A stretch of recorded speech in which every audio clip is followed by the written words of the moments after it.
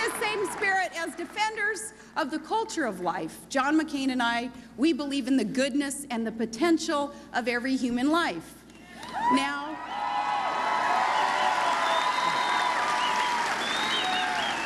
of that innocent life, I believe that the truest measure of any society is how it treats those who are least able to defend and to speak for themselves. And who is more vulnerable or more innocent than a child? When I learned that my son Trig would have special needs, to be honest with you, I had to pray that my heart would be prepared for the challenges to come.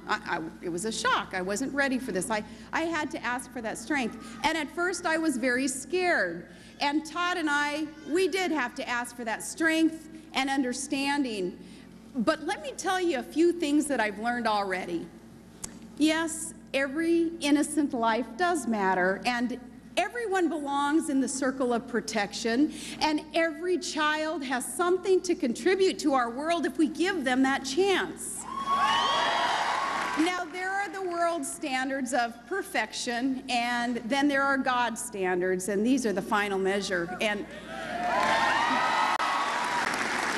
every child is beautiful before God and dear to Him for their own sake. And as for our beautiful baby boy, for Todd and for me, he is only more precious because he is vulnerable. And in some ways, you know, I think that we stand to learn more from him than he does from us. So when we hold Trig and when we care for him, we don't feel scared anymore. We feel blessed.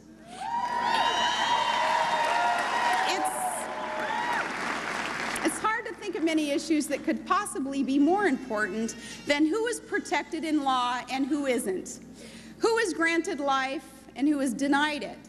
So when our opponent speaks about questions of life, I listen very carefully. And I love that sound, and please let that baby keep on crying. We love that sound.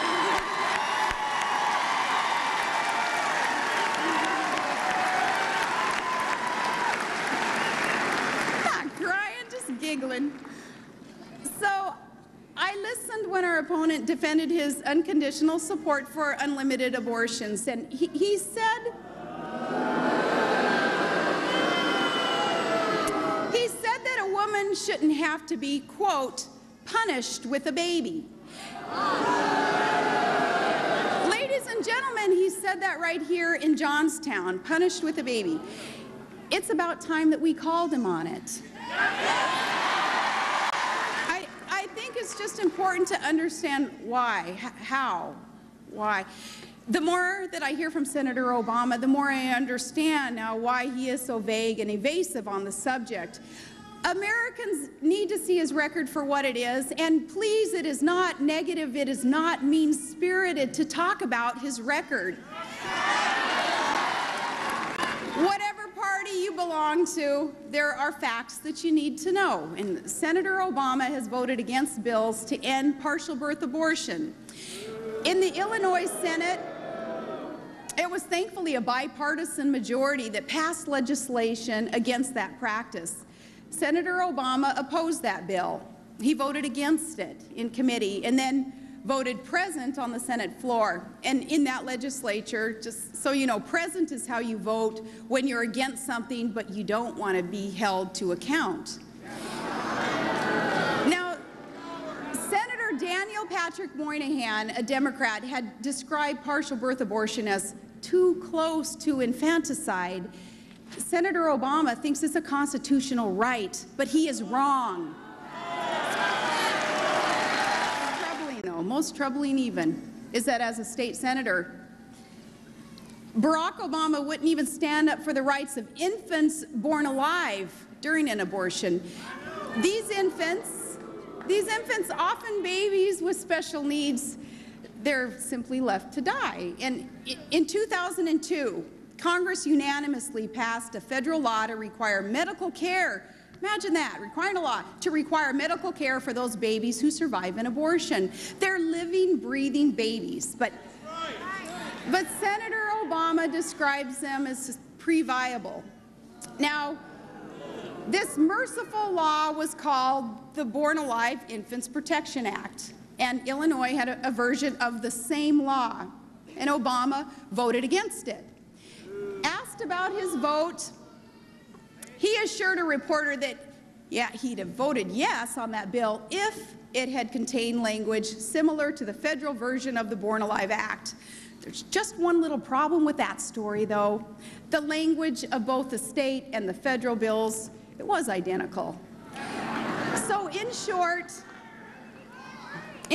Senator Obama is a politician who has long since left behind even the middle ground on the issue of life.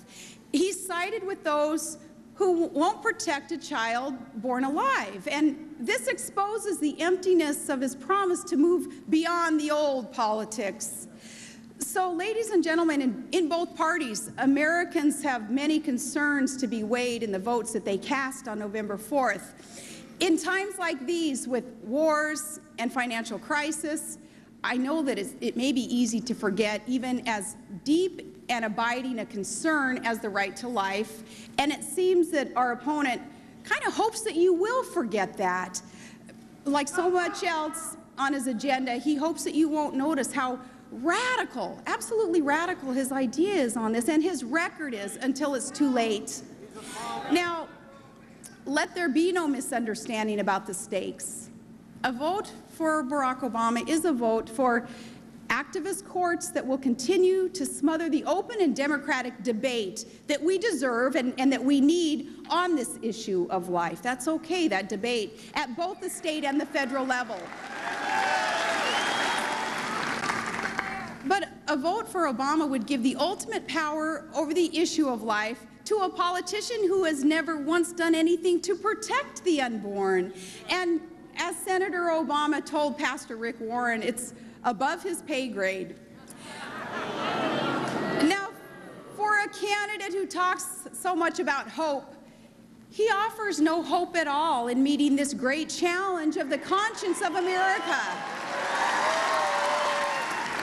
There's a growing consensus in our great country that we can overcome narrow partisanship on this issue, okay? And we can bring all the resources of such a generous country to the aid of both women in need and the child waiting to be born. We need more compassion in this. We need more compassion and idealism that our opponent's own party, at its best, that party once stood for. And we need the clarity and the conviction of leaders like the late Governor Bob Casey. He represented a humanity that speaks to all of us, no matter what our party is, or our background, or our faith, or our gender, and no matter your position on this sensitive subject, and I know it's a sensitive subject, I understand, but I just hope that that spirit will guide you on Election Day. And I ask you to vote for the McCain-Palin ticket on November 4th and help us bring this country together. Yes. It's what Ronald Reagan had believed in, okay?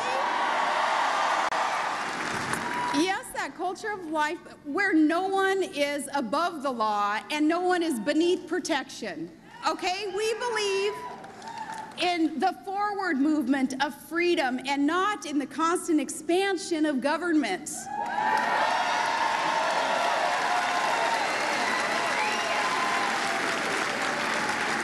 We believe that the best of America is not all gathered in Washington, D.C. It's found in the kindness and the courage of everyday people who run our factories and grow our food and fight our wars, those who protect us and protect the virtues of freedom that you so respect and love here in Pennsylvania.